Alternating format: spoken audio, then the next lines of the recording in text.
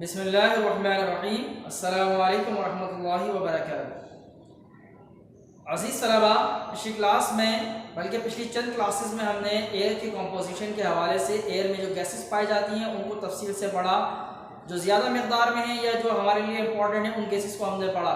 जैसे हमने नाइट्रोजन के बारे में डिस्कशन की, नाइट्रोजन की प्रॉपर्टीज़ और नाइट्रोजन के यूजेस, उसके बाद ऑक्सीजन के यूजेस और ऑक्सीजन की प्रॉपर्टीज़, और फिर उसके बाद properties and uses of carbon dioxide के बारे में हमने गुफ्तगू की थी।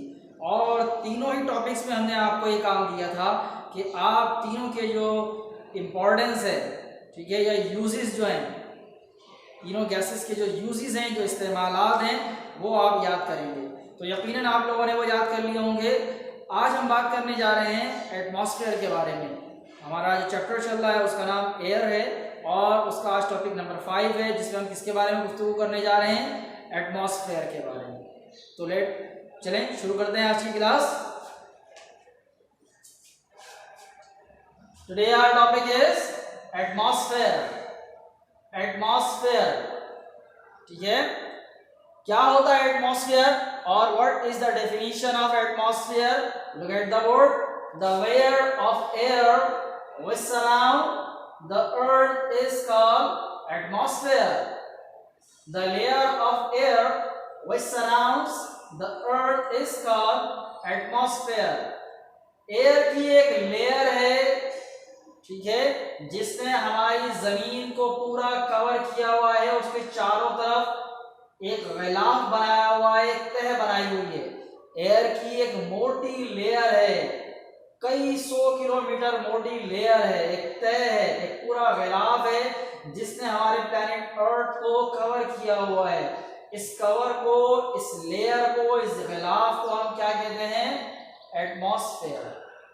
ठीक है, क्या बताया मैंने? एयर की एक मोटी तह है जो कई किलोमीटर, कई 100 किलोमीटर तवील है। इस लेयर में, इस तह ने हमारे प्लैनेट अर्थ को क्या हुआ है? घेरा हुआ है, पूरा सराउंड किया हुआ है। उसके ऊपर पूरी एक लेयर बनाई हुई है, तह बनाई हुई है। तो ये जो तह है, जो लेयर है एयर की, इसको क्या कहते हैं? एटमॉस्फेयर। सही, दोबारा सुने। एयर की एक पूरी तह है, एक मोटी सी लेयर है जिसने हमारे प्लैनेट अर्थ को चारों तरफ से कवर किया हुआ है, घेरा हुआ है। उसके ऊपर एक गिलाफ की सूरत में लिपटी हुई है। ये जो एयर की लेयर है या गिलाफ है या मोटी तह है, इसको क्या कहते हैं? एटमॉस्फेयर। आसान है, मुश्किल तो नहीं है, ठीक है। So what is the definition? The layer of air which surrounds the earth is called atmosphere. अब ये जो एयर की लेयर है यानी जो एटमॉस्फेयर है,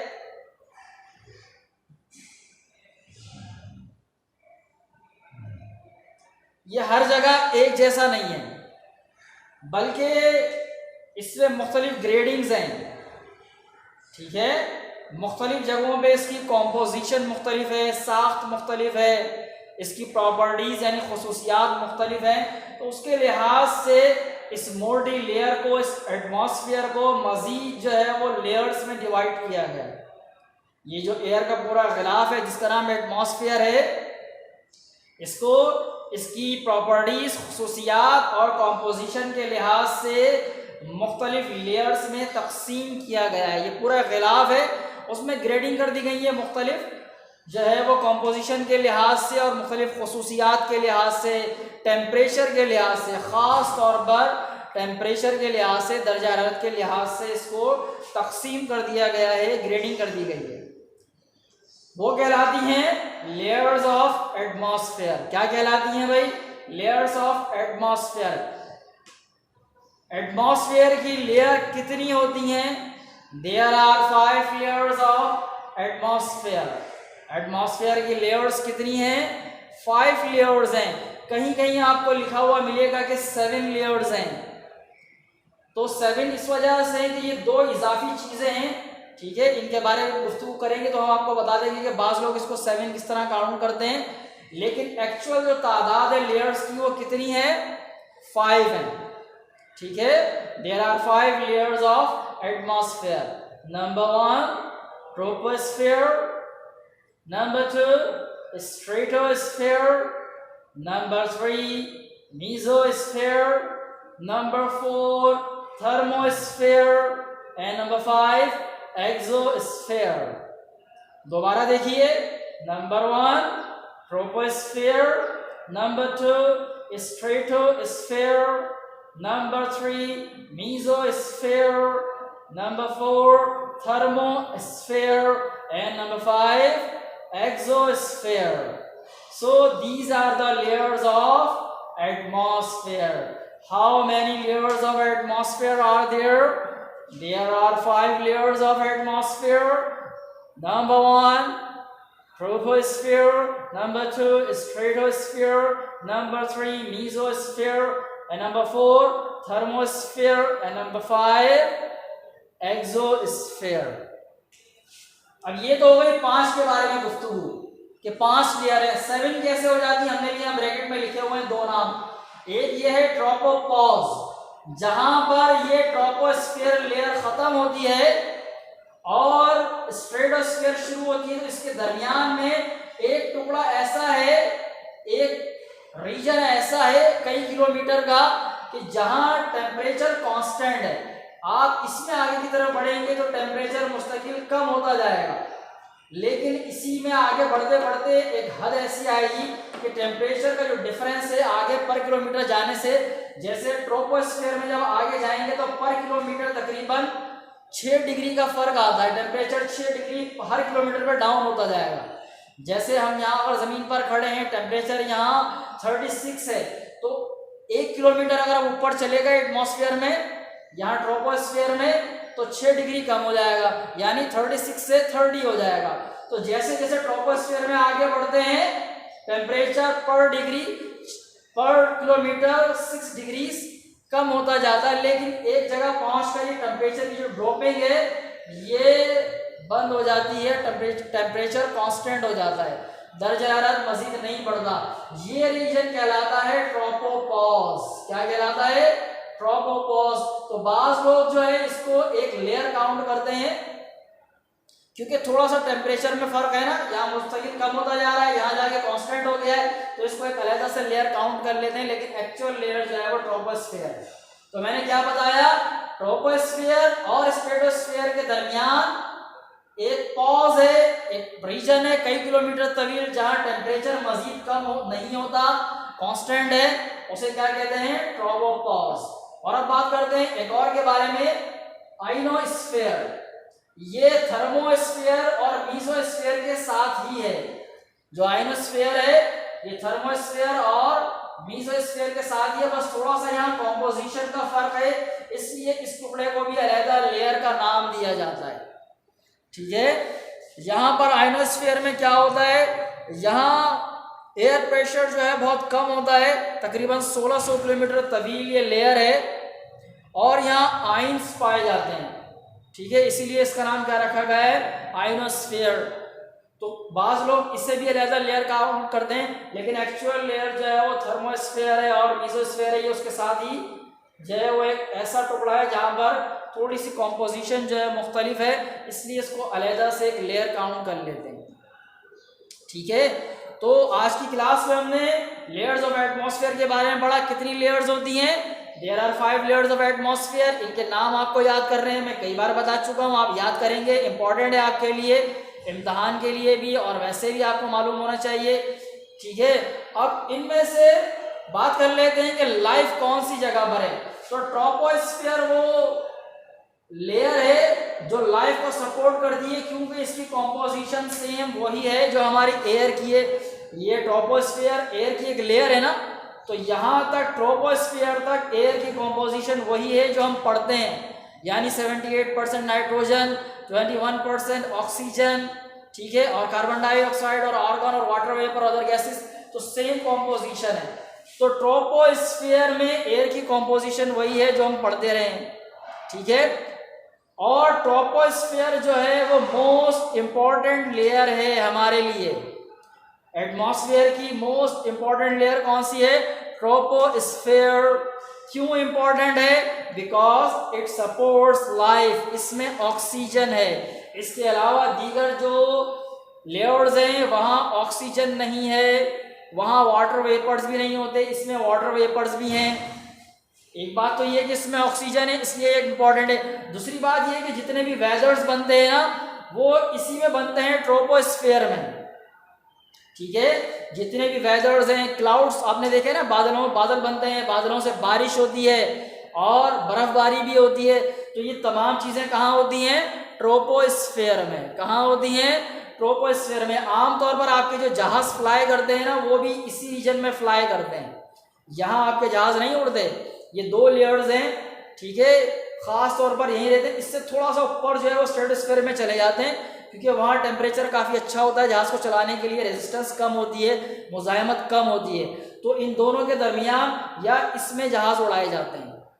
तो मैंने आपको बताया कि ट्रोपोस्फेयर जो एयर की सबसे पहली लेयर है जिसमें हम रहते हैं, जो हमसे मुताल्लक़ है, जो हमारे साथ डायरेक्ट कांटेक्ट में है, ये सबसे इम्पोर्टेंट लेयर है। इसकी जो मोटाई है वो मुख्तलिफ मकामात पर मुख्तलिफ है, जो तकरीबन 10 किलोमीटर से तकरीबन 15 किलोमीटर तक होती है, मुख्तलिफ जगहों पर मुख्तलिफ है। ठीक है, 10 से 15 किलोमीटर तक। इसी लेयर में बादल बनते हैं, क्लाउड्स बनते हैं, बारिशें होती हैं यहीं से और बर्फबारी यहीं से होती है। आमतौर पर प्लेन्स वगैरह जहाज भी इसी में उड़ते हैं। ठीक है, तो हमारे लिए सबसे इंपॉर्टेंट लेयर कौन सी है? ट्रोपोस्फेयर। ये एक सवाल में भी आपसे पूछा जाएगा, तो याद रहना चाहिए आपको कि एटमॉस्फेयर की सबसे इंपॉर्टेंट लेयर कौन सी है? ट्रोपोस्फेयर। क्यों इंपॉर्टेंट है? बिकॉज इट सपोर्ट्स लाइफ, क्योंकि लाइफ को सपोर्ट करती है। इसमें ऑक्सीजन है, इसमें वाटर वेपर्स हैं, यहीं से बारिश होती है, यहीं से बर्फबारी होती है। पानी और ऑक्सीजन हमारे लिए ज़रूरी है, वो दोनों इसी लेयर से आते हैं। तो हमारे लिए ये लेयर बहुत इंपॉर्टेंट है। ठीक है, तो आज की क्लास में हमने चले थोड़ा इन लेयर्स के बारे में पढ़ लेते हैं। ये जो स्ट्रेटोस्फेयर है इसमें ओजोन की लेयर पाई जाती है। ओजोन सुना है आपने? ओजोन जो है वो ऑक्सीजन O3 होती है, वो ऑक्सीजन की एक मॉडित है जिसमें ऑक्सीजन O3 होती है। आपने O2 पढ़ी है ना, ये O3 होती है। तो इसमें ओजोन लेयर पाई जाती है। किसमें होती है भाई? स्ट्रेटोस्फेयर में ओजोन लेयर है। ये ओजोन लेयर क्या करती है? ये ओजोन लेयर सूरज की जो अल्ट्रा वायोलेट रेज हैं, जो खतरनाक शुआएं हैं, उन्हें हम तक नहीं पहुंचने देती, बल्कि उसे एब्जॉर्ब कर लेती है और बास को वहीं से वापस पलटा देती है। ठीक है, तो स्ट्रेटोस्फेयर की इंपॉर्टेंस क्या है कि इसमें ओजोन है। ओजोन एक लेयर है जो हमें अल्ट्रा वायोलेट रेज से, खतरनाक शुआओं से बचाती है। ठीक है, अब इससे आगे आप बढ़ेंगे, मीजोस्फीयर अगली लेयर है। मीजोस्फीयर में टेम्परेचर मजीद कम होते होते तकरीबन -90 डिग्री सेंटीग्रेड हो जाता है। मीजोस्फीयर में कितना हो जाता है temperature? -90 degree centigrade. -90 degree centigrade समझते हैं? 0 डिग्री सेंटीग्रेड पर बर्फ जम जाती है, पानी बर्फ बन जाता है। यहाँ -90 डिग्री सेंटीग्रेड है, तो कितना ठंडा यहाँ का जो है माहौल होगा। ठीक है, तो यहाँ बहुत कोल्ड होता है, बहुत ठंड है। फिर उससे आगे बढ़े तो थर्मोस्फेयर है। थर्मोस्फेयर में मुसलसल जो है वो सूरज से शुआएं जो आ रही होती हैं वो यहाँ पर एब्जॉर्ब होती हैं या यहाँ रुकी हुई होती हैं। उसकी वजह से यहाँ पर आइंस भी पाए जाते हैं, क्योंकि यहाँ पर साथ साथ आइनोस्फेयर भी है। तो यहाँ पर फ्री इलेक्ट्रॉन्स पाए जाते हैं जो रेडिएशन के साथ केमिकल रिएक्शन करके आइंस बनाते हैं। ठीक है, तो यहाँ टेम्परेचर दोबारा से थर्मोस्फेयर में दोबारा से बढ़ना शुरू हो जाता है। यहाँ तक टेम्परेचर कम होता है, यहाँ दोबारा से बढ़ना शुरू हो जाता है जैसे जैसे ऊपर जाते जाएं, और आगे बढ़ते बढ़ते टेम्परेचर इतना बढ़ना शुरू हो जाता है कि तकरीबन बाज़ जगहों पे थर्मोस्फेयर में 50 डिग्री सेंटीग्रेड टेम्परेचर है। ठीक है, और बाज़ जगहों पे तकरीबन 2000 डिग्री सेंटीग्रेड टेम्परेचर होता है। कितना? 50 डिग्री सेंटीग्रेड से 2000 डिग्री सेंटीग्रेड तक टेम्परेचर चला जाता है। तो सोचे यहाँ कितनी शदीद गर्मी होगी। ठीक है, यहाँ तक अल्लाह रब्बुल इज़्ज़त ने टेम्परेचर को बिल्कुल कम कर दिया है। 90 डिग्री -90 डिग्री हो गया है, बिल्कुल ठंडा। इससे आगे बढ़ जाएंगे, दोबारा बढ़ना शुरू होता है ऊपर बढ़ते बढ़ते बढ़ते, क्योंकि ये बहुत तवील होती है थर्मोस्फेयर और आइनोस्फेयर। तो इसमें टेम्परेचर आगे बढ़ते बढ़ते फिर 50 डिग्री से लेकर और तकरीबन 2000 डिग्री सेल्सियस या सेंटीग्रेड तक टेम्परेचर होता है। ठीक है, फिर उसके बाद आखिरी लेयर एक्सोस्फीयर है। ये बस स्पेस के साथ एयर का, ठीक है, एटमॉस्फेयर का कनेक्शन है, ये स्पेस को एटमॉस्फेयर से मिलाती है। ठीक है, तो आज की क्लास में हमने क्या क्या पढ़ा और अब आपको याद क्या करना है। ठीक है, हमने बहुत सारी गुफ्तगू की है, उसको खुलासा कर लेते हैं कि आपको क्या याद करना है। सबसे पहली चीज जो आप याद करेंगे, आप, मैं यहाँ टिक करता जा रहा हूँ, देख लें, आप डेफिनेशन ऑफ एटमॉस्फेयर याद करेंगे इसमें से। ठीक है, एटमॉस्फेयर की जो डेफिनेशन है वो याद करेंगे, और एटमॉस्फेयर में कितनी लेयर्स होती हैं उनकी तादाद ये याद करेंगे, और इनके नाम। ठीक है, ये 5 जो नाम लिखे हुए हैं, ये 5 नेम्स आपको याद होने चाहिए।